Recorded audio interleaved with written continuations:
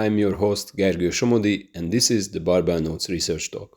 Our research into the relation of best performances in the snatch and its supplementary exercises is partly motivated by our desire to help coaches to create more customized, individualized training programs. But how is an individualized training program better, and more importantly, how to write an individualized training program?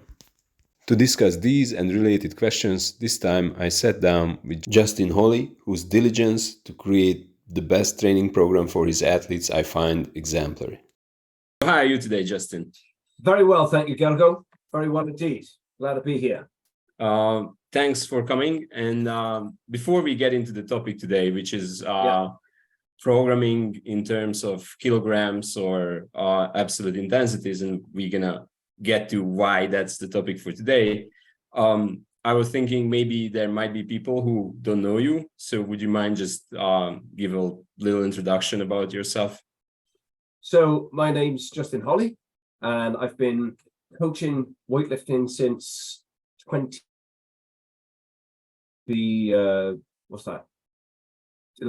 to 12 years. Wow. And so I was coaching a little bit before that, but I opened my gym in 2012, Willpower Weightlifting, and began coaching the community, just locally in the community. And then gradually, as the gym became more established, it became more of an exclusive weightlifters gym. So it happened in phases. So the first, 3-4 years, we had some weightlifters, local sports people, local people coming in the gym and such. Then sort of like 2015 to 2017, it was sort of like half and half. A lot more weightlifters came through. And then sort of like 2018, 19, almost 95% of everybody coming through was weightlifting. I started doing remote stuff. I had my time doing some international coaching, travel to Malaysia, India, coaching for my nation of Wales, where I live. And I also developed athletes from schools through youth, through junior, through under 23s, and then seniors. So I've done the whole pathway. I was very lucky to have athletes who began with me when they were 12 years old and are now senior international weightlifters at 24. So I've done, with one athlete, I've done from 12 years, really, from 12 to 24. That's quite, I feel, not many coaches get that opportunity to take an athlete all the way through the development structure. And of course, remember, I was learning on the job, so to speak. It was new to me. And then other athletes would come in 15, and I've taken them to 15 to 24. So I've done it a few times, from no experience all the way to international youth, international junior, international under 23, international senior. So I've done that a couple of times.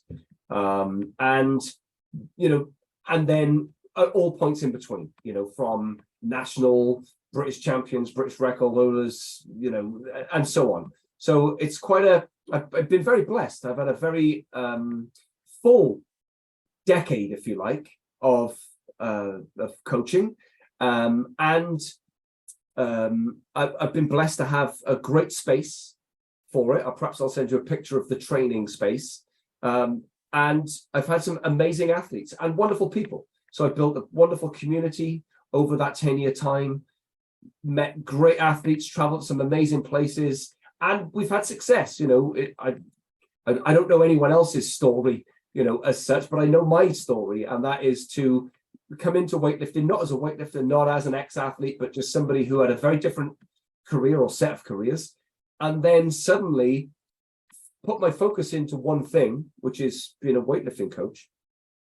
And then over a long period of time, 10 years, you bear fruit. You have to be very consistent. You have to, we're going to speak about this, perhaps some of the ways in which programming guides you, or and you use it, and how you have to be quite practical as a coach, because most of the things that we read are conceptual, right? So there is, as we've had conversations before, we know we've read a lot of the same literature, especially if it's Russian. And there are certain elements that you pay attention to in those books, and certain elements that you completely don't pay attention to. So, but I always, I remember the first thing you ever wrote me was to say, well, can you describe simply or something like the complex nature? I said, well, I don't find it complicated. I find it simple. And I try to approach everything as simple as possible when it comes to how I use multi-layered, elements to make something come out simply. Because remember, if you're a good weightlifter, you should be quite limited in your function of your brain when you're training. I don't want a thinker. I would like a trainer. If it's complicated, They have to think. I need it simple. So it's right. I do 5 of those twice. Yeah, that's right. And put that weight on. They don't even like working out percentages, weightlifters. They just tell them what's on the bar. And so a few of these, my nature, the way I like to think, how I like to see, what I want the lifter to experience, I think they guide my programming. And perhaps some of the decisions that I've made over the years, and believe you me, I used to go into many different forms of programming, and and I've just come up with systems that are really simple. Just keep it very simple. Consistency for them over 10 years is more important than the complexity or the nuance of the programming. But we can speak about that perhaps. So right. And what was it that made you choose weightlifting? Because you mentioned at the beginning that you started for switching for the community from your previous encounters and jobs. But what was it about weightlifting that made you choose it instead of, let's say, CrossFit or gymnastics or whatever? Two main reasons. One, I don't have the height for a CrossFit gym because I'm in a basement. Oh, okay. That was important because I was considering, I thought, oh, this CrossFit game's all right. I'll do a little bit of that, whatever. But we didn't have the height, so we couldn't put in a frame and all this stuff. So that was a geographical reason, the geography of the building. And the second reason is that CrossFit wasn't an Olympic sport and weightlifting was. And I thought there was a certain romance to being, to train athletes who could go to the Olympics. I felt that was very romantic as somebody who didn't know anything about anything going in. So, CrossFit was really appealing. It was exciting, etc. Weightlifting, back in 2012, weightlifting wasn't, what it is today with, lots of independent media people doing stuff and Instagram and all this stuff. Weightlifting was basically... I remember that was kind of like the start of the boom, I think. It was the very start. So it was the Cal Strength years, really. Yes. Where YouTube just was being used for people like me researching, like saying, what is this stuff? Like, how do I get more knowledge about it? And I'll speak, in the UK, it was all in like a local sports hall, where you'd have a chocolate biscuit and a cup of tea and watch some weightlifting. It wasn't, if you've ever watched the British Championships now, which is in an arena with tiered seating and lights and music, and there's a production. Right. And it's full of people. They sell it out. It was never like that. It was 2012 weightlifting was a very low occupancy sport, low participation, low occupancy, not many coaches, not much information. And then suddenly, I was just ahead of the crest, if you like. I was always a little bit ahead. So as it grew, I had more experience. I had 2 years experience, 3 years experience, 4. I had early success with, British champions at school age and national champions and stuff like that. I say lucky, you make your own luck, but timing wise, I couldn't have timed it better. And it was just after 2012 London Olympics. So we had a bit of a wave. I think that was mainly the reason I got into it, was I'd seen the Olympics, I'd been there, watched a bit of this, that, and the other. And it was just it felt like an exciting sport to be coming into at that time. And it was true. It was, because look at it now. Indeed. It's completely different, Yes. And then if you would draw kind of like a map of how your programming evolved, where do you start when you started, and then when did it solidify into the way that you do it now, or did it ever solidify, or you were always, even nowadays, experimenting, or you found what's working for you and what's working for you and your athletes? How did that evolve? So let's go year one, if you like, year 1, 2, 3. Remember the level of coach that you are, or that I was at the time. I had, in my first year, I had 1 year experience. In my second year, I had 2 years experience, and so on. And the athletes that I had no experience or 1 year's experience, and so on. So we were basically learning together for the first 3 years. And then 3 years, I've got a beginner coming in, but I've got 3 years experience. So I've done that many times, you know. So Okay. the first thing I did was, really, it wasn't about programming. It was all about technique. It was all about teaching people how to lift as best I could with the experience that I had, and then doing 5 sets of 5, then doing, 20 snatches. That early 2012 was all about EMOMs doing a snatch on the minute, and that really, it was just Wild West stuff. There was not really any form of, there was structure. I knew I had to do like a 3 or 4 week period whereby it better go in. I'd have to get heavier on week 4 than I did on week 1.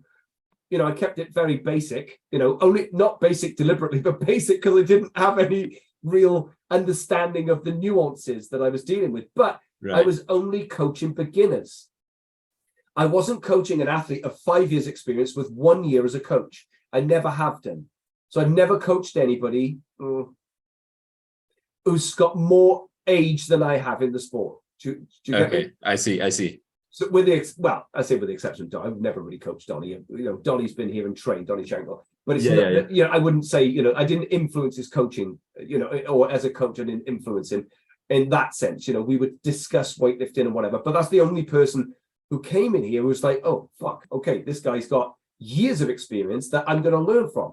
Whereas in my practical coaching life, somebody would come in and I'd have enough knowledge to keep them safe. Number one, got to keep them injury free and keep the fuckers safe. And then number 2 is that I kept the programming really basic. I used to just write one program on the board. Everybody would do the same program. So because we were just learning how to snatch, learning how to clean a jerk, learning how to squat. I was lucky that I was seeing lots of lifting. Because remember, if you're coaching 2 athletes as a coach, it's going to take you a long time to see the volume of lifting that you need to. Whereas if you're coaching 30 athletes in a session, you're going to see a lot more lifting than the guy or lady who's watching 2 athletes. So coaching is a volume game for the eyes and the experiences. You need to see a lot of it. You need to absorb a lot of it. And of course, and my instinct then is reaffirmed by my experience now, is that it's not about the program for the first 3 years. Right, it's like we can go into why and whatnot, but so I was very lucky that I never had to be challenged by more experienced weightlifter when I was an inexperienced coach. I was bringing along people with me all the way through, and then slowly it would overlap where somebody new would come in. I would be 3 years, 4 years, 5 years, and you're always going to get a beginner. So it just evolved. But my basic programming was linear. Just do it linear. Just. I didn't even know about undulating volume. Everyone had the same volume. Everybody, I just wrote percentages on the board. It'll be 70% to 75% to 80%. I didn't quite understand how to spread volume and intensity. So there's many different things that individual differences. We all had the same program. So you can imagine for some people, they found it easy. For other people, they found it really challenging. There wasn't that much complexity or thought really going into the programs were solid, they just were basic, but the variability, which perhaps now seeing a beginner here and a beginner there, okay, I vary it a little bit more, or the way in which I would approach somebody who's in their 40s beginning to somebody who's 12 beginning, which would be very different. Right. So then I guess you already hinted it. You switched over to like distributing volume, but I guess you kept that for people who spent already some years learning the technique, and then the programming got more fine-grained. And is it like a certain level they have to get to when you switch from, let's say, a percentage-based general training, which is more for like building the work capacity of the athlete into like more like fine-grained individual kilos and stuff. I've just opened a book from 2017, right? One of my training ledgers here for an athlete called Michael Farmer. So I'll send you some pictures of it. So you've got a bit closer up and things like that. So here's what I used to do. I used to write percentages more or less exclusively for the first bit, because I didn't even know I could write it, the loads down, the absolute intensity. I was just writing percentages down. Then I used to write, if it was a snatch, as I've done for Michael's week 22, 2017, 2018, whenever this was, I would write the snatches in kilos and I'd write the squats in percentages. So I divide it, because weightlifters, like, it would be 100, 5, 10. That would be his jumps. Or maybe I'd go, 98, 102, 106. I'd take different sequences of weight distributions, because we'll talk about that maybe later on, because there's a value in altering the intensity that the athlete has. So 98 isn't 100, but of course, if the athletes will take 5 kilo jumps, the athlete at a choice may never lift 106. Do you know what I mean? They may go 105, 108, 110. They may have missed 106. Well, 106 is more than 105. So if you only lift 105, why don't we make 106? So it was just like I would write the loading down, specifically the kilos, and then I'd make the squats percentages. And so I'd have like half and half. Certain things would be percentages, certain things would be absolute intensity, or just the kilos, I used to call it then. Then I used to think, well, I would be asking myself, where am I taking the when you have your percentages, what are we basing it off? So am I basing it off clean and jerk? Am I basing it off snatch? And what am I basing the squat from? Because some people squat based on clean and jerk, other people squat. And I used to think, that all sounds really complicated. And it really doesn't matter, because what do I want them to squat? I want them to squat this weight. How do I want them to squat? I want to squat like this. So if I want them to squat with biomechanical efficiency at about this weight, what's the limit? Because I generally program squats last in a session. Very rarely will they be first, unless it's for a very specific reason. And it's nowhere near competition if we're doing that. So if I want you to squat biomechanically efficiently, which I obviously do, and I know there's a level of fatigue accumulated, then if I've just got an arbitrary 80% or 85%, and I'm watching the technique degrade as the weight gets heavier, how much transfer is being applied? I had to question the rate of transfer being applied to the lack of efficiency that I was seeing. So you can see the program still is really simple, but the things that affect the training became more nuanced as I gained more experience. So I'd be like, oh, that squat doesn't look the same as 70%. Now he's tired or she's tired. And you can, so they come down one way, they should come back up the same way. Athlete that's tired comes down, they push off the squat, and it's like a good morning. That's not transferring, in my opinion, to snatch clean jerk. Right. And so when you pick then kilograms for the squats, because you know the athlete, you're gonna modulate the training effect better, because you know that at this weight, not at percentage, but the weight he will do with a form that's efficient and creates the transfer. So that's the point here. 100%. So we want, look, there's coefficients for a reason. Coefficients mean that the exercise that you're selecting is going to transfer into snatch, clean and jerk. That's the only reason to, otherwise we wouldn't front squat, would we? If it didn't transfer. There'd be no point or back squat. We wouldn't do the exercises unless the transfer was guaranteed. Now, within that concept is the actual efficiency of the way the athlete is performing the exercise. Right. So that's down to what is my standard of lifting, and what is my what am I accepting as the minimum standard? Because if I have a wide minimum standard, in other words, I'm watching an athlete squat and push back from their knees and then lift with their back. If I think that's squatting, then I've got a very low standard, in my opinion. I see. of what I understand efficiency as being, or technique, people call it, but I call it efficiency. Are you efficient? You know, Yeah. in other words, are you moving in the most efficient way for your biomechanics? That I have to Right. understand your biomechanics in order to write your program, surely. Because if I just write any program, I could be actually undoing something that's the program could be undoing the benefits of your previous training. Well, I shouldn't be doing that. I should have a very high awareness of the what transfers for you as an athlete, not just in average training percentages or load distribution or volume, but the way you move and what affects that movement. And then you get that by observing the athlete basically through that general learning phase, if it's a beginner, or well, if it's a beginner, you know, they don't know how to move. So yeah, you have to teach them. You're responsible, you're their coach. But if it's a lifter who's been with me 5-7 years, they should know how to move by that time. You know, we've established what technique is, you know, what Right. efficiency is. So all I'm observing is the effect of training now. Okay. Generally. So the thing that, so for example, if you have a lifter, 5 years experience, and they can hit 80% with a beautiful technique, it's not technique that limits them at 90%, is it? Right. Okay, so it's going to be strength, more or less, you know, it's going to be more or less strength or something. Maybe they've torn a shoulder in the past, and when it gets heavy, the shoulder has a difficulty in, and they have a rotation, or, you know, we're going to have a structural mechanical thing, or mainly though it's strength with good technique, right?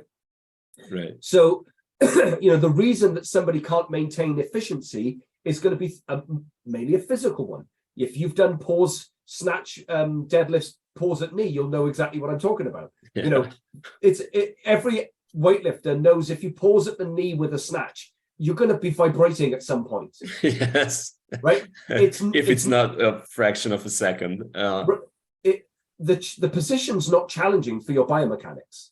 Yeah. Right. But the position is challenging for your strength. Okay. Right. So you know that that's the most vulnerable place for the lift also to gain errors is before the knee and just after the knee. Does the athlete stay over the bar enough? Do they start to pull back with their chest? Can they maintain a good position before transition? It's a very, you know, it's the place where athletes have to focus a lot. Okay, fair enough. So it's not going to be a technical thing at that point. It'll affect efficiency, but if the athlete is efficient at 80%, then it's strength that doesn't make 100% efficient. They're not strong enough. So again, my thoughts go, well, okay, where's the deficit? Where's the opportunity, I call it? I don't call it a deficit. I like to look at the opportunities of the program. Where am I going to put the best opportunity in the program to succeed for the athletes? Because they're relying on these eyes and my understanding of them to create a successful program. Right. Otherwise, Gergo, we just write snatch, clean and jerk, front squat, back squat. Back squat. That's it. Right. But you can only write that after like 12 years when everything's almost been exhausted. And even then, you know, Verkhoshansky created the depth jump because he had stagnation in his programming. He needed an extra stimulus for them to be shocked. You know, it's called shock training because he wanted them to be shocked in some way. So he had another game. He didn't use the depth jump, as far as I'm aware, on people who were brand new. He used it on very experienced lifters. I think plyometrics training, from what I read, is that it should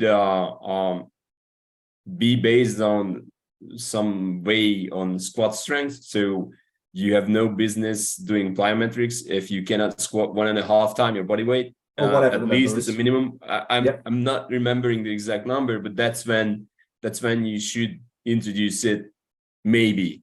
Right. With very low volume, and we'll put a caveat in. When I say plyometrics, I mean like literal down and up, you know, speed off the floor time, right? Yeah. I don't mean jumping. You know, It's jumping from height and rebounding. That's yes. Right. That's jump, or I don't know how it's called, but even like that's a very extreme form of plyometrics. Although I was reminded of this when I saw my kids running around and jumping like crazy on all sorts of things. I'm sure as hell they couldn't back squat their 1.5 times their body weight, but but they were like just all over the place all the time. So I don't know. but again, there's a difference between the child's play and the elasticity of a child's body, Yeah, that's and true. That's true. and then an adult body with with a train. Anyway, Right. you get my point. So Yes. as the athlete becomes more experienced in weightlifting, the programming becomes more narrow. That we create specificity to the highest degree, and then but I mean, we're talking about 10 years. Now I can tell you because I've trained someone for 10 years. Yes. Now imagine I'd have to be making it up if I only ever, my longest relationship with a weightlifter was 3 years or 4 years. I couldn't tell you about 10 years because I wouldn't have never experienced it. So you have to be, again, I'm not going to turn an athlete down who's had 15 years experience, and just because I haven't, I'm not going to coach that person. You know what I mean? But there's a certain level, of humility to go with the responsibility, is what I'm saying. Yes. And so getting back to the point of, early doors, all they have to do is learn what efficiency is. Then you do get to a point whereby, and that's, let's call it the intermediate stage, between 3 and 6 years, 3, 5, 6 years, where the athlete should have good consistency up to a certain percentage point. Now you're making programming a lot more tailored to what that individual needs, because it's been pretty much a general program. They've learned how to snatch, they've learned how to clean and jerk, you've done GPP, you've done, carries and squats and pulls and pressing and all this stuff. If they're a kid, if they're young, I need to get them to look like an athlete first. It's no good just focusing on snatch, clean and jerk and squat for a 12-year-old, because they've got to learn how to carry, jump, they've got to play, do pull-ups, be general in your approach. It's a very wide, lots of volume, lots of interesting stuff that they do after the specificity of doing snatch, clean, jerk, which they do a lot, because as soon as they can snatch from the floor, they're doing that for years. Like, I don't need to do necessarily block work with a 13-year-old. They need to do snatches. But when they get to 16 or 17, it may be that the block snatch is required, or that remember, the main thing they're going to gain from is doing sets of 5 to 10 repetitions in the squat, 5 to 10 repetitions in the pull, as you build muscle, as you build bone density, and you build tendon strength, and you take awareness of their shoulders, and you look at how they grow. Because remember, 12 to 15 years old is not 12 years old for a young male, and so on and so forth. And for the females, it's very different. So biology is doing a lot for you. You're getting the benefits of their natural growth capacities, and you're training them. But also you're getting bones growing, which means you're getting muscles shortening until the muscles relax and lengthen. So you're always pulling and pushing the dials with young trainers, because they're ever growing, they're ever developing. And again, I didn't have the experience of hindsight back then, but I would absolutely amplify up the general preparation to a much higher degree of importance than I did. And I thought I'd done a fair job of it, back then, but I would have done a lot more. It's early doors. I would not have. Yeah, and also it's not just the growth of their bones and tendons and muscles, but also there are different opportunities with youngsters, because the lung capacity develops at a faster rate, so they actually biologically more apt to do cardiovascular work to increase their lung capacity, VO2 max and stuff. You have a much better opportunity there than increasing their absolute strengths, and you are not missing out if you, let's say, don't push them in terms of absolute strengths before 15, because the opportunity to train them cardiovascularly, which will increase their recovery, their ability to recover, is much better at that point than later. And then that's gonna move you towards being able to put them under more volume, because their development of recovery is better. So I absolutely agree with that. General fitness should be very emphasized. Yes.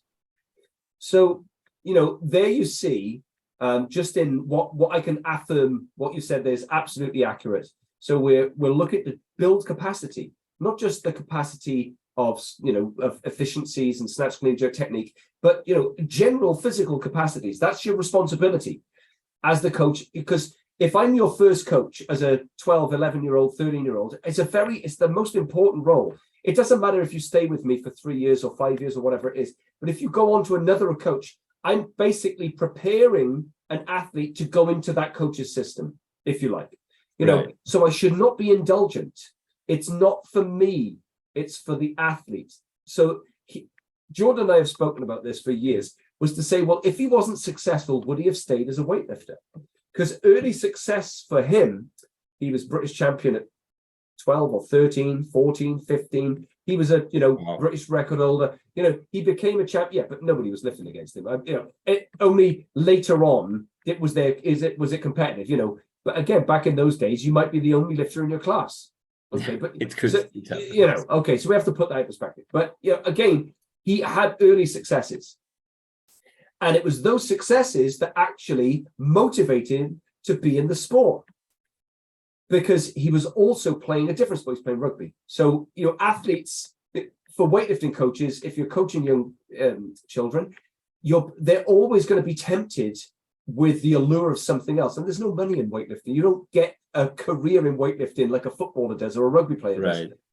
Right. So you're going to have to really love weightlifting. Now, who at 13 goes, that is the sport? You just don't get that level of buy-in, if you like. So early success for a kid can keep them motivated, and so on and so forth. So there is a case of yes, you you have to prioritize their safety and your responsibility of the role that you play in their development. Right. Then when they move into the 15 to 17 bracket, if you like, the youth bracket, you've got a fair idea of what's happening with the athlete. They're a bit stronger, they've built some muscle, they probably put on 13 to 20, 15, 20 kilos, from the age of 12. Now they've gone from 60 kilos to 80. You're seeing them develop as a human being as well. And then you're at a vulnerable stage, because 15 to 17 is when they also can go out and entertain themselves in life. There's other things that are going to allure them in terms of the two athletes who went to the games, Michael and Jordan, last year. They also didn't have a childhood, so to speak, because they were you think about it, they're 23, 24 years old at the games last year. They were 12. Michael was 15 when he started, 14 or 15. Jordan was 12. That's a long time to be in the sport, for no money, for no real, there's no gain financially to be a weightlifter. You could say if they were rugby players earning 50, 100,000 pounds a year, they would still be motivated. But, weightlifting is unforgiving. It's all year round. You don't have an off season. You're continuing the whole Especially process. now with the new qualification rules and everything. I mean, if you are at that level, if you're at that level, right? So suddenly you get to a point, maybe where the boys were last year, and you suddenly say, I'm gonna have a little bit of a blowout. I'm gonna have a little bit of a rest, because you're fatigued. It takes a lot, and again, it's a choice here anyway. That they choose the sport, etc. So let's get back into. Otherwise, we'll venture too wide. So do you actually now? So what is the point when you switch over? Beginners coming, spending some time in the gym. Let's say 2 years, 1 year, whatever.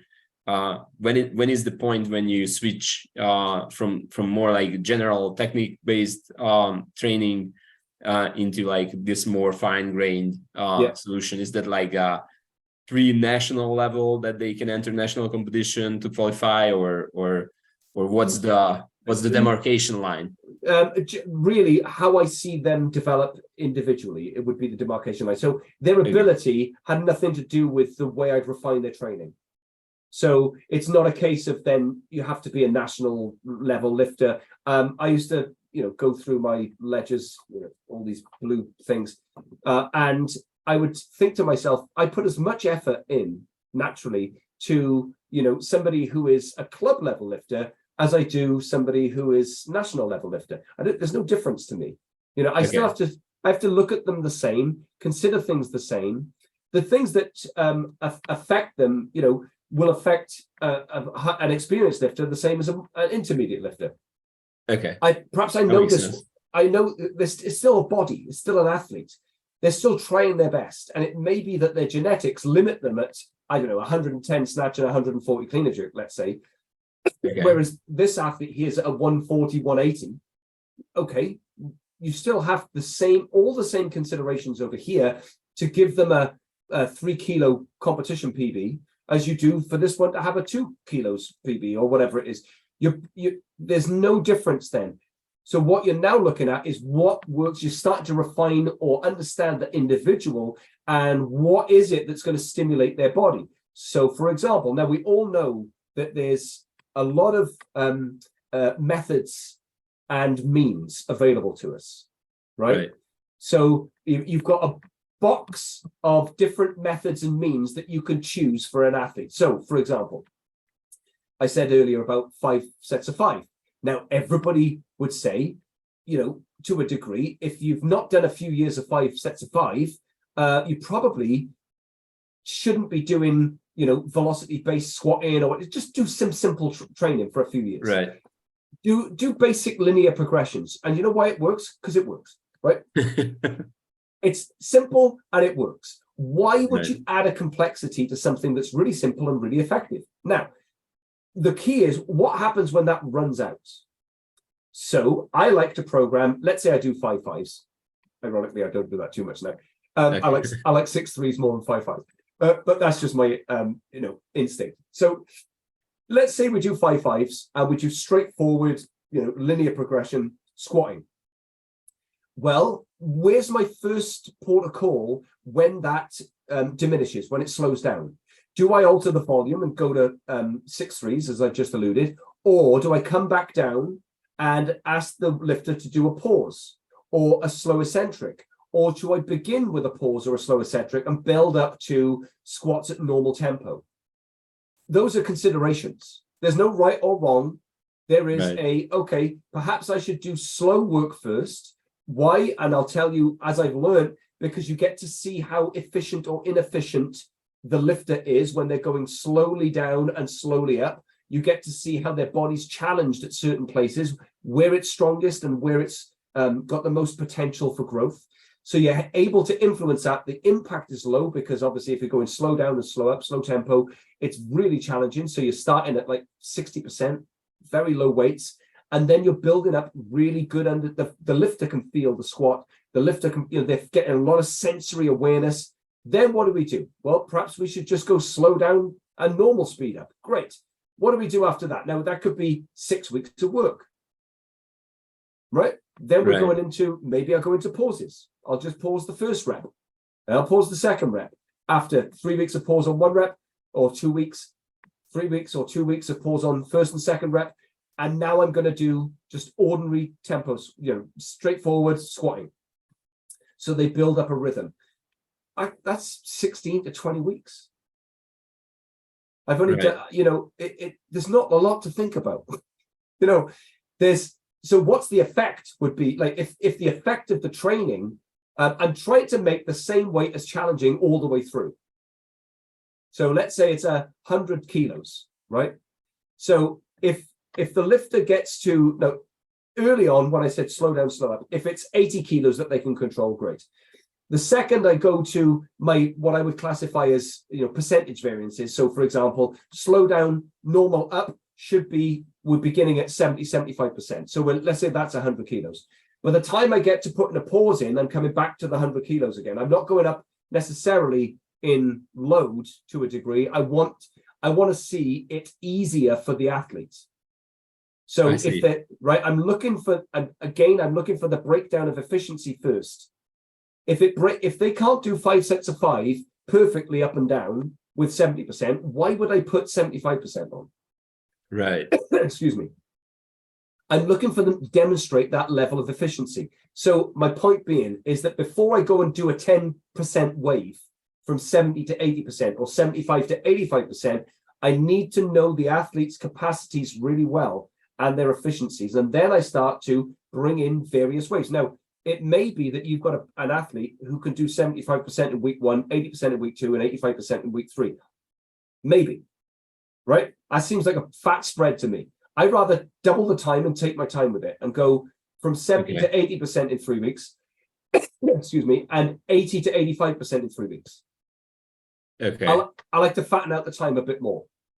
So what my younger version perhaps would have programmed over 3 weeks, I'd probably take, a bit longer to do. Fair enough? Right. Because there's other things that we're doing. We're doing snatches, we're doing pulls, we're doing other work, and the squats are a part of the big thing. Now, if it was powerlifting, for example, and we're just doing squats, pulls, and bench presses, okay, maybe I'll take a fatter spread because all the energy now is in the squat. Remember, we're using the squat as a facilitation to snatch, clean, and jerk. The squat isn't our main sport, and so on. So there's no right or wrong. There are just considerations and what works for a certain athlete. What energy do they have available after we've done snatch, clean, and jerk in order for me to see good levels of efficiency? Because as soon as the efficiency drops biomechanically, the transfer is going to change. It won't be the same. Right. And then, so you spread out the increase in or modulation of intensity, but does it start with like ideas of percentages, and then you consider the efficient movement of the athlete, and then you modulate those percentages, or how does a progression look like? Let's say if it's not squats, but you want to increase the power snatch, or because that's what needs to be increased, and how does that look for increasing intensity and practice and so stuff? Okay, so when do I want the power snatch to be increased would be my first question, because I'm going to need to prepare for that increase in the power snatch, right? Just programming power snatches may be enough, but I'm going to suggest that the person is still getting used to power snatching if that's the case, right? Right. If you've got an experienced athlete, so Michael had an extraordinarily low power snatch for somebody who was snatching, and I'll have to think back now, but let's say he was snatching 120, 125. He was clean and jerking 50 to 55, 53, something like that. But he was power snatching, I don't know, 100 kilos, 101 at best. So it was of all of his lifts, his power clean was at something like 135, maybe 140. All his lifts were really in alignment to a degree. In fact, he was quite up because Michael's one of those squatters who's very close to his, his front squats and his clean and jerk are very closely aligned. A bit more of a gap now, but back at that time, if he put 5 kilos on his back squat, I know he was going to PB a snatch. But for whatever reason, it didn't seem to directly affect his power snatching, right? Or not at that point. So I was asking myself, well, what is the benefit? What are we doing here? The program that I had to think about, how do I get him to power snatch within the table, which I think was about 113, right? If we did the math, right? So it was about 113. I wanted him to power snatch and so on. So I also had a difficulty with his jerk, and so it was like, okay, he's getting a little bit crushed in his jerks. So what I did was he would do power cleans with a pause in receive. So he had to do a power clean and pause at the point where he received the bar, complete stop. Now, if you know Michael, he's a fast lifter. Everything happens quickly. So there's not a lot of time for him to make a decision. So he's going to have to be very instinctive. So it took us a while for that power clean pause for him to be firing on it, right? Now, suddenly, I call it breaks. When a lifter, that you see a trained lifter can stop immediately. Right. And an inexperienced lifter seems to get spongy. They don't stop anything with complete control And Right. rigidity, they get spongy, they're soft, right? I call that, they don't have any brakes. You put the brakes on your car, you want it to stop immediately. You know, Right. if the brakes are too spongy, the car sort of comes to a stop, but it's not really in control. But that was like Michael's power clean. He'd have, you know, when you catch a power clean at 3/4, right? He could do it there, but any lower than that, he'd be spongy. So what I realized was that when he was dipping and driving in his jerk, he was going beyond that point and he was getting sponged, and it wasn't reactive. Right. He was getting spongy, and same with his power clean. He could either power clean or he's power snatch or full snatch. He didn't have any brakes. Okay. So we had to give him some brakes. We had to give him the capacity to, so part of that is proprioception. Where am I in space and time? And I'm practicing a specific skill that I wrote down as give me some brakes, right? We just called it brakes. So in his mind he's got to put the brakes on fast all the time. Bang, bang. So given the fact that he's got extraordinarily fast twitch muscles, when he's applying that sense to put the brakes on fast, like they were snap, snap, snap, snap, snap. The brakes were just coming on and on. He jerked 160. I think his best jerk was 50 or 53, whatever it was. He just went into the jerk blocks, bang, 160. He never looked back on his jerk. He jerked 170 within like weeks. And so, because he was always, what he never had experienced was a surplus jerk. He never had a bigger jerk in training, you know, off the blocks than he did out of his clean and jerk. He basically just jerked what he cleaned.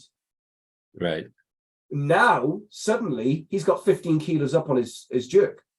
Well, that's a very different mindset for an athlete to go into a competition jerking 170 when you believe that you've got a bigger jerk now than you ever clean. Well, you know, you've got evidence. You still have to put them together, of course. That's different. Yeah. So what that did was then suddenly he's starting to develop a power snatch. He hits 105, 107, 110, 111. It was helping his ability to put the brakes on in his power snatch, to catch the load. And it just sort of like one like physical, an observation of the physical limit, the sponginess or whatever, however I would describe it in my brain. I had to come up with a solution for that thing. And it just so happened to spread over to jerks and power snatches. It's like fucking great. So that wasn't about writing numbers. That was about what I need to see the quality of the movement. I see. So I think we started them at 110. The power clean, pause and receive. He got it up to 120. Like Michael's he doesn't, you know, when you see a super compensation curve, he doesn't do that. He just goes like that. He goes flat and boom, vertical. It just like it goes like that. So I saw immediately, as soon as it started to snap, bang, it went up. And then suddenly we're power cleaning like 140 kilos. It was brilliant to see. So like he's got this, so his body this is maybe 9 weeks of training, right? Just to put that in some context for anybody listening. This was like, okay, my initial thing is so I'm doing a pause and receive power lift. I was doing slow eccentric power snatches where he's having to hold his position, because I've also got an athlete who's a little bit weak at the knee. So I'm doing slow eccentrics there. I'm doing, some jerks out of the blocks. We're doing pause and receives. It's a combination of things to build up a jerk and to build up a power snatch. But the primary driver was the power clean, pause and receive. Brilliant. Right. Okay. So you can see how, now some of that is instinctiveness. Intuition into what's gonna give you the desired result in the movement, correcting the movement, so to say. Yes, but also seeing what's the limit that I'm seeing. The limit was the sponginess, where he wasn't able to. If you see a good jerker, most jerkers, I would say, who are really good jerkers, have a really short dip and drive, and they stop the bar dead in its tracks. And you can see that bar just be stopped, and it goes bump like that, and then bang, it's up. And it's amazing. If the drive is too deep, then you've got to go into your quads. You know, you're relying on a lot of strength. Well, okay, fair enough. But he's not, remember, his strength is close to his lifting. He's not that athlete. He can't rely on his strength. he has to rely on a lot of efficiency. Plus, his gift genetically is those muscles are so fast, they explode. Right. So as soon as he's got strength, positional strength, where there wasn't any, so his muscles don't like to get sponged. They like to react fast. As soon as he's able to do that, look at the gain, 15 kilos on his gym. Brilliant, right? And then you look like a genius. And that's, but it's also you're paying attention. Remember what I said earlier, you have to see a lot of lifting. I don't even remember if I did power clean, pause and receive before that moment. It's something that I've done a lot since, but I don't know if I ever thought about it before that. Do you get me? Because I didn't. Yes.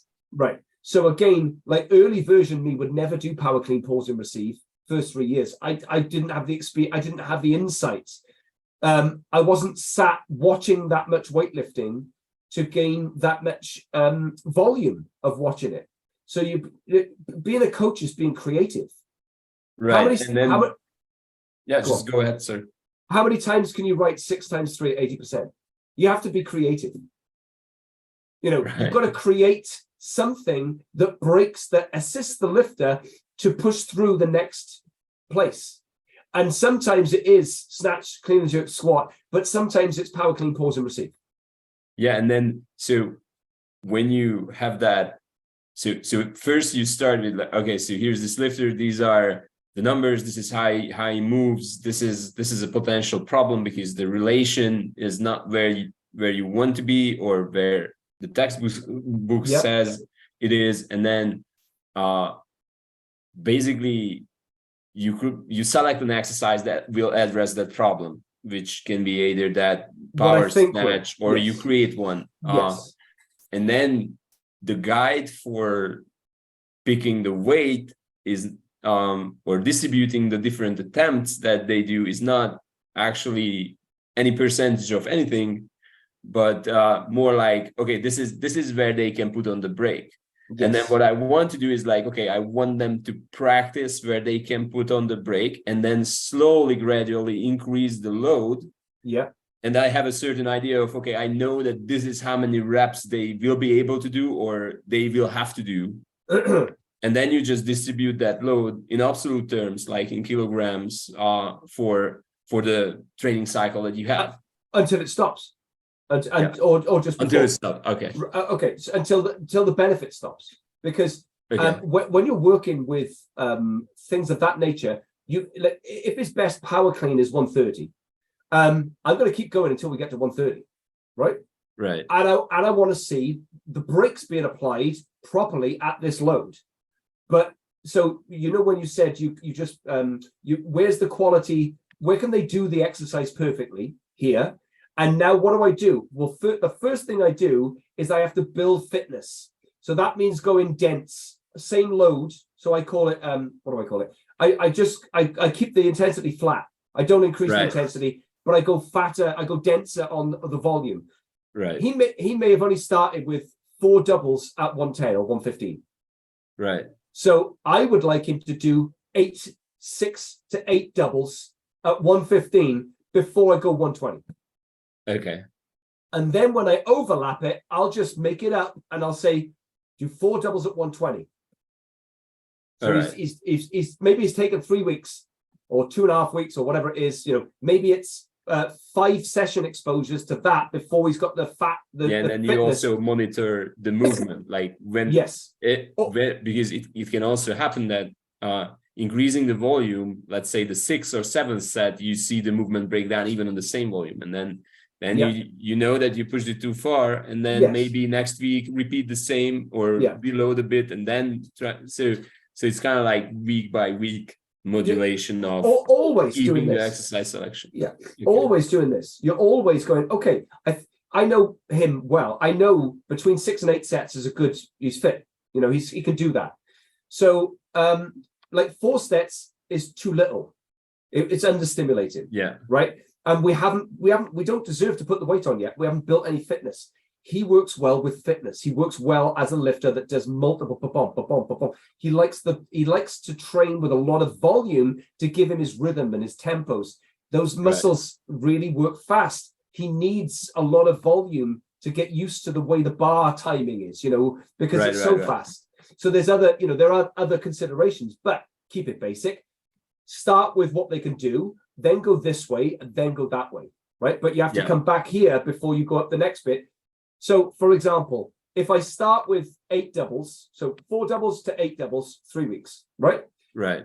120, 4 doubles. Now I have to say, well, is 8 doubles realistic? Well, not really. Now, you go to Pralapin's chart and you say, well, Yeah. I know as I increase in percentages, I'm going to have to generally make a reduction in the amount of sets the athlete can do. So now I'm going to go from 8 doubles, probably 6 doubles.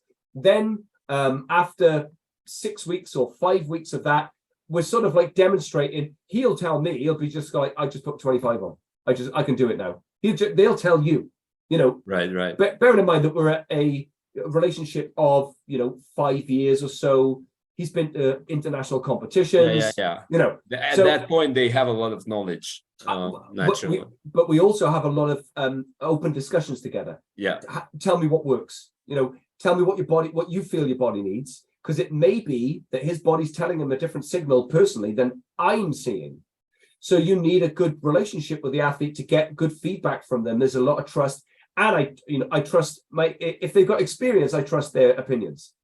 Right. So when he comes in, and a day where it feels good, take the weight.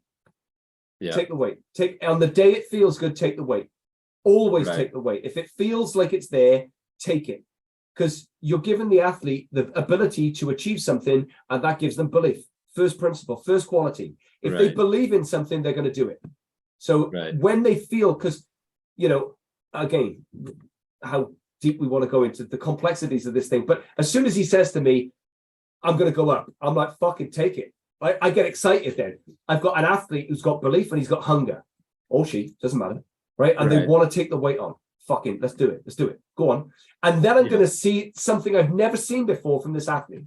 I'm going to see them reach a peak of, in this one exercise, bear in mind, not, we don't go maximum snatch clean. We have to keep it specific to the goal, but they go and achieve something that I've never seen before.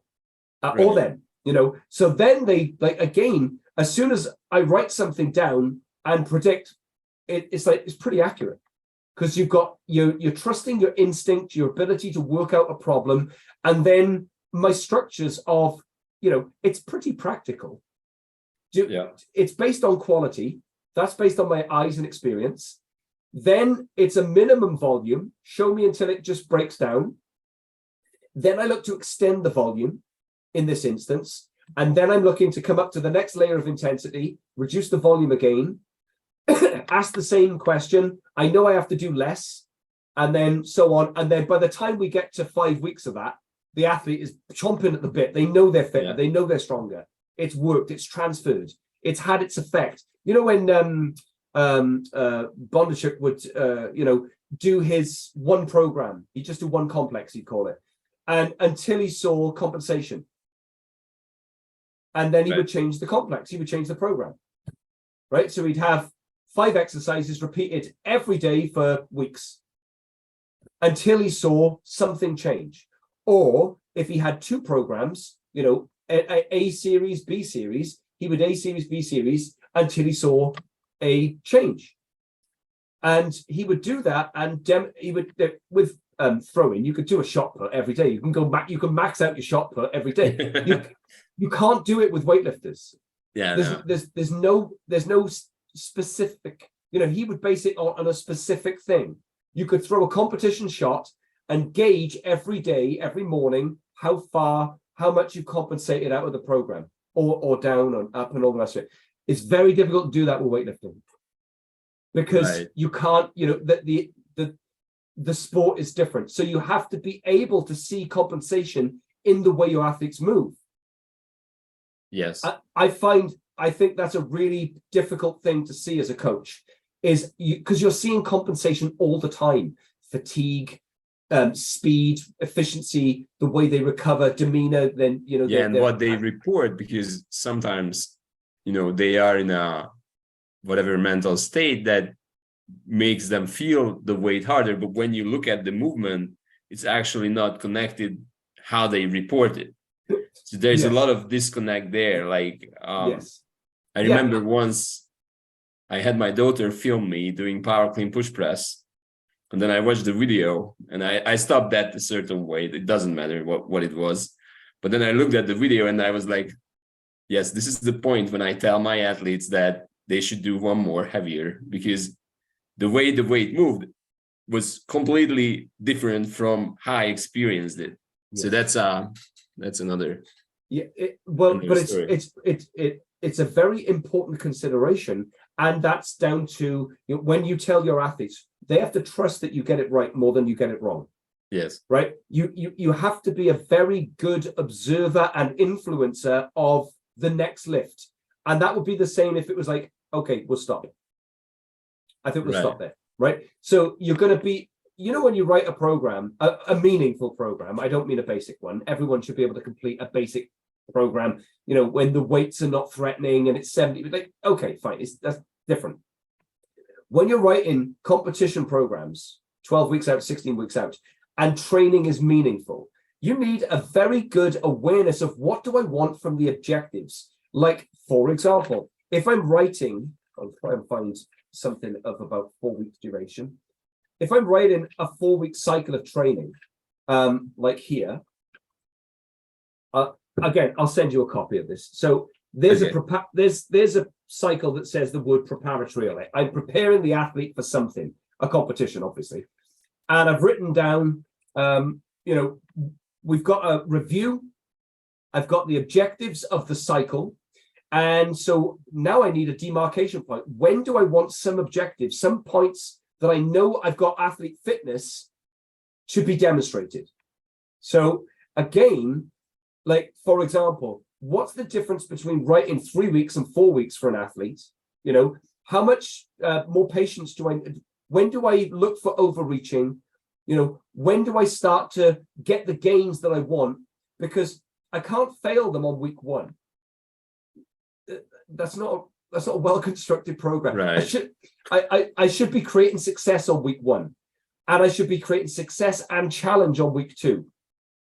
On week 3, I may accept success, challenge, and some failure. Right now, the degree of failure that I'm going to put in the program is going to be where the athlete's gaining. How many lifts are acceptable to be challenged on, you know, and be at the point whereby it's, you know, really challenging? Maybe if I'm looking at a training week, maybe 3 out of 150, 4, 5 out of, not many. Right. You can't have 25 lifts that the athlete misses in that training week. You may have 3, 2, 4. If there's squats, maybe 2 squats. Out of 60 squats, they may fail 2. You can't have your athletes failing 8 squats in a week. Right. And talking about objectives, like how many, and back to a little bit to this power clean with a break pause, how many, I mean, I guess the answer is like not too many objectives and not too many weaknesses that you are addressing at the same time. Mm-hmm. But is there like I know it's gonna our time is soon up, but the question would be like how you prioritize the weaknesses that you make objectives of the training cycles, because I think you cannot work like talking about efficiency, you cannot work meaningfully on 3 different things at the same time, even if it's within the realm of weightlifting. So what I do is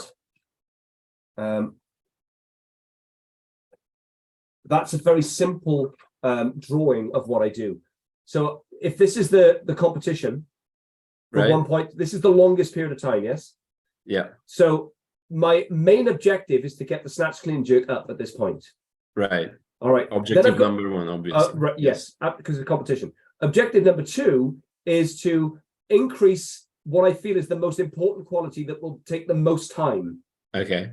Right. So let's say, I don't know, the back squat, for argument's sake. Or actually, in Michael's case, it was the jerk. Okay. Right. And then I'm going to say, well, this is going to be a shorter term goal that prepares me to reach this one, which then I can transfer over into this one. Right. So I see. I've got like, I know my main goal is snatch, clean, jerk. Every weightlifting coach Yes. doesn't go, I'm going to prepare them for better power cleans on competition day. No, it's snatch, clean and jerk. Right. That is always the goal. So you know it's a fixed goal. It's snatch, clean and jerk. Now, the limit, the way we get there is, well, what was the limit in competition? Well, the limit was that the athlete, for example, we'll keep to Michael because it's easier to keep it to him, opens at 118 kilos in his last 5 competitions and doesn't make a second or third snatch, or misses 118, makes 118, but doesn't make 121, right? He's got a best snatch of 120, but at some point, we've got to increase this, right? We have to go, like, I can't open at 118 anymore. I've done it 5 times. We have to push beyond that. Is the limit of his 118 or 120 snatch, what is this limit, right? So I have to work out where the limit is and the opportunity. And a little bit like the jerk, you know, he was getting compressed on his heavier jerks. So I needed to build up a capacity. So that became the priority in the first phase of that training. And then you have to run it long enough to know how he's going to cope with, because what I get then is more jerks, heavy jerks in training. So I would go, clean front squat jerk, first thing. Then I would clean jerk. Then I would go clean jerk. Like, that's the hardest one for me. Clean jerk doubles is hard exercise. So my preparatory sequence for that is clean front squat jerk, 2 cleans, 1 jerk, clean jerk.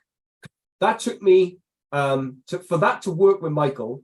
That took, I think, half a year, 6 months. Because when I put clean and jerk doubles in after 12 weeks, it wasn't enough time for him to be fit enough at that moment, right? So, you know, some of these things they're on that line. You've got a competition there, depending on the importance of the competition. So if it's a national championships, that's quite an important competition, but it's not a Commonwealth Games, or it's not a Commonwealth Championships, or it's not a European Championships. So we would always set the biggest competition of the year as being the main objective. Right. So for Michael, that would generally be a European. I think he's lifted in 4 European, maybe 5 European Championships. You know, it's a great athlete, putting your GB vest on, going to lift any Europeans. So that would be number 1. His number 2 competition would be the British Championships, whether that's age, because remember, at 19 or 20, whatever, if he's a junior or an under 23, he's probably going to win that competition, because, you know, the next lifter may be within 10, 15 kilos. So it's going to be a good competition, but he's not threatened. Now, in a Europeans, he's going to be, in the B session. He's not going to be in the A session. So the significance of the competition is going to drive where I come back to reach my yearly objective. Right. And so that long line could be into competition, as in from the start of the season to a national. It could be within that, or it could be the macro in the line, where I'm going to keep running that line up until this point. But as if you do 12 weeks, 16 weeks, whatever the preparation is for the competition, I can only do certain things for so long before I have to change them. And I better give that athlete a fair amount of time doing snatch, clean and jerk, so they've got their rhythm flowing for competition. Plus, I asked myself the question, did these 2 things, so power clean, pause and receive, worked as an individual exercise, it went up. Does it transfer to the jerk? Right. I need to see it transfer in the next stages of the training, because you can train something, a quality, in a variation, and it not transfer. Yes. You can train something in a variation for a period of time, and it transfers directly. So, and it'll transfer not for one, but for another. You have to pay attention to the kinds of things that you're witnessing, because you're seeing transfer happen or not all the time. Like you're seeing super compensation all the time. That's all you see in training. Yeah. Right. The numbers are just a map to get to compensation, to get to competition. Yeah, and all these exercises are very much intertwined in a sense that, like when we did this research, and then I looked at all the exercises together, like how they correlate. You can basically create a matrix, and all the exercises that we investigated were in the upper 8 coefficient, meaning that they influence each other like super high on super high levels. Like, yeah, there are some that drops down to below 5, which would be a sign of like a weak correlation. But if you look at the heat map of how the exercises are related, then you see that like they can influence each other. So like the front squat will go up. We don't know how much, probably, but we can assume based on the correlation that even if you work on the power clean, pause and receive, the front squat will get affected as well. And then well, to that's run an that interesting thing to happen there. To run that forward. So if my objective was power clean, pause and receive because his jerk had to go up, and his jerk went up, the next thing is clean and jerk must go up. So now I must train his fitness for the clean and jerk. So the specificity of him doing clean and jerks was way more. I don't think if we did power cleans, it was only for a rest. It was to have a lighter day. We maybe in the 6 sessions that we trained in the next cycle for I want my 160 clean and jerk. I want to take him from 53 or 55 as a clean and jerker to 160. Right, that's our next objective. If we're snatching 123, we have to be at 130. Right, we want 290 because remember we're building the athletes over multiple years. Yes. So now I know that if he squats more, he's going to snatch more. Okay, right. The limit of his snatch being it positional, I can do that with accessories, with maybe 2 stop pauses on deadlifts or whatever it is. Okay, that's a sort of like subsidiary exercise. Now, for me to get his clean and jerk fitness up, there's only one way I can do it, and that's clean and jerks. Yeah. You can't, it's the last lift of the competition. You're the most fatigued. You've accumulated all that fatigue, and you're going to have to go out, if it's a real competition, and lift more weight than you've ever lifted before in your life because you want a medal. And if you are in a bad situation, then you will have like a lot of breaks in between attempts, which means that you will have to warm up again and again to hit that weight. Right. So the actual nature of the competition itself is a variable that you don't do. The reason we do waves is to try and get some sort of semblance of warming back up multiple times. Yeah. Fair enough. But really, it's mental at that point. Okay, whatever. Some people like to do power cleans. Some people just pull. Some people jump. Whatever. I don't care what you do. You should know yourself. If you're in a competition at a Europeans or Commonwealths, you should know yourself how you navigate competitions where there's a traffic jam of lifters and you're waiting. 8 minutes, 12 minutes, whatever it is. That's people follow each other, and then that increases the rest time and Yeah, but that's why you have a coach there, basically, or a good coach should be taking care of that for you. Very much so. But as the lifter gets more experienced, if you're saying to a lifter, tell me if we got 10 minutes between your second snatch and your third snatch, what do you like to do? That lifter should know. The coach shouldn't just be saying, take another wave up, because the lifter go, fuck that, I just take a power snatch. The lifter should know what they do, and they should tell their coach, because internationally, of course, they're not going to have their club coach. They're going to have a different, so they have to learn how to communicate different things. But so what I'm trying to explain here is that, once you set an objective and you reach a positive outcome, your next objective now is influenced by the success of the previous outcome. And so the program, now he's got a bigger jerk. I need a bigger clean and jerk. I'm going to have to train him over a longer period of time for that. It's a more difficult thing to get than just pausing in the receive of a power clean. It's the clean and jerk, right? So that was a really fun. It was one of the most fun things I've ever written as a training cycle, was to give him a bigger jerk. We had a bigger power snatch, and then it was all about clean and jerk fitness. And it was brilliant because it all worked. And he hit 294. as so his previous best was 282, I think, and then he went from That's the nice. one competition to 294. Fuck you. There's no, because I just looked at his progression that year. I think it was 21, 22. There's no way I could have, I knew we were going up, but you couldn't, it just went like this. Now, as a lifter who's 7 years experienced, to have a 15 kilo increase in a season, not a year, just a One season. It was massive. Yeah. So again, physiologically something else must have been going on, but we made really good choices, and it was a good example, I feel, of a harmonious lifter athlete relationship.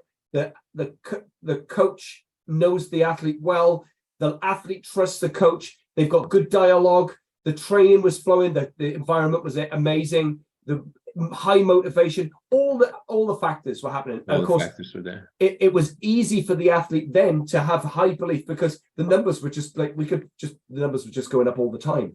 So, if we're going to conclude with a sort of roundup, you can hopefully, the how you write the numbers on the program probably doesn't influence the program as much as how you're assessing the efficiency, the standards, and the way in which the program facilitates the athlete and their personality. Right. Right. You have to factor in all these elements because everyone's different.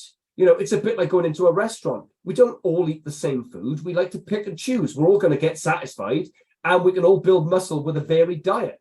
But you're going to have your favorites. You're going to have a steak. Someone's going to have duck. Someone else is going to have fish. Someone's going to have the vegetable, maybe.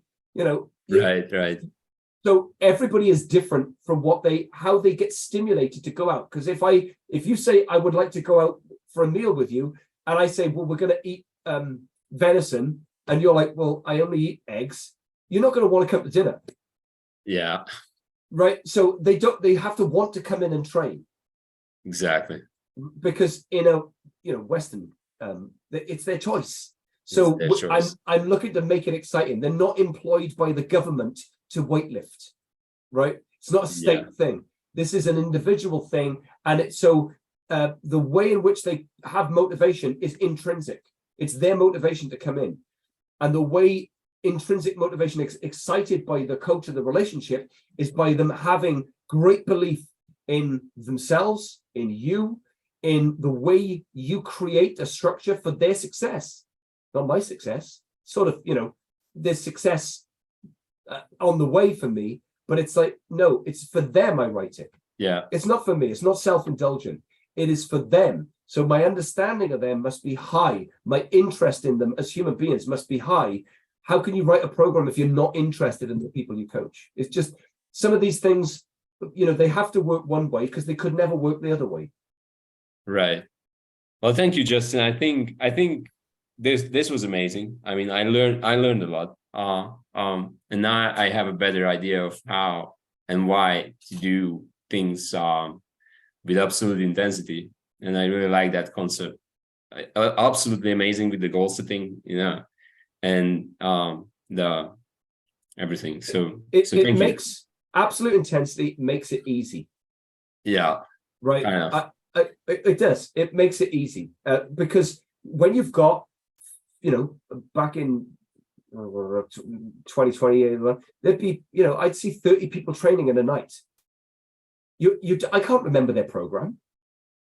Right. You don't remember 30 people's program and what percentages they've got and what weight their percentages are. When you're doing it for a living, remember, this is different. This is practical coaching. It's not theoretical modeling, right? Right.